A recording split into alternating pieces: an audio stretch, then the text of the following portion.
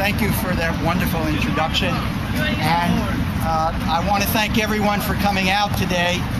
This is the 233rd birthday of America. I can project. And we too are red, white, and blue. Don't let anyone think that red, white, and blue is not what we're about. We're about freedom. We're about justice. That's right. We're about equality for everybody, and that is red, white, and blue. That's right. What I'd like to do is read three versions of the First Amendment.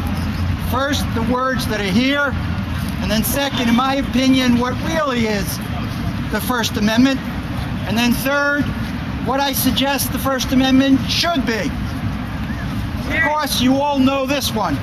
Congress shall make no law respecting the establishment of religion or prohibiting the free exercise thereof, or abridging the freedom of speech or press, or the right of the people peaceably to assemble and to petition the government for a redress of grievances. Now, what's the reality in 2009? Congress, or the state legislature, or the city council, or a school board will make many laws disrespecting the establishment of religion, yes, and prohibiting the free exercise thereof, yes, and abridging the freedom of speech and freedom of the press, and taking away the right of the people to peacefully assemble. Right. And if the people do petition the government for a redress of grievances, you can file it, but we ain't responding to your grievance. That, I think, is the reality of what the First Amendment is.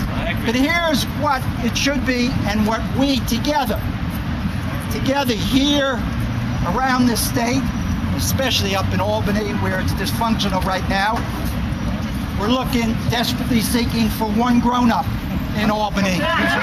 Desperately seeking one grown-up in Albany and around the country. So it should be something like this.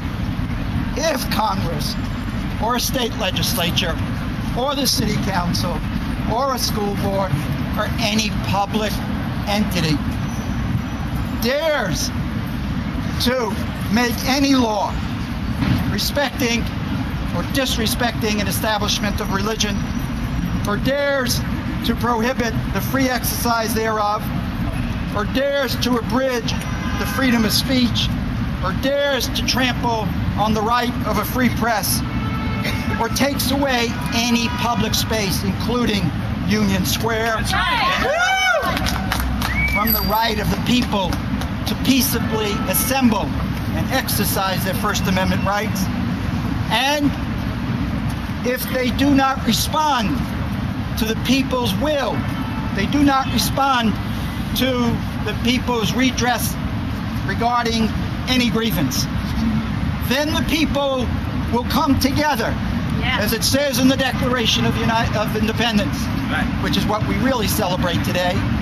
And the people will come together, and they will use the First Amendment to then hold those officials accountable. And if necessary, as it says in the Constitution, will move to impeach or repeal the very government officials who trample on the people's rights and civil liberties.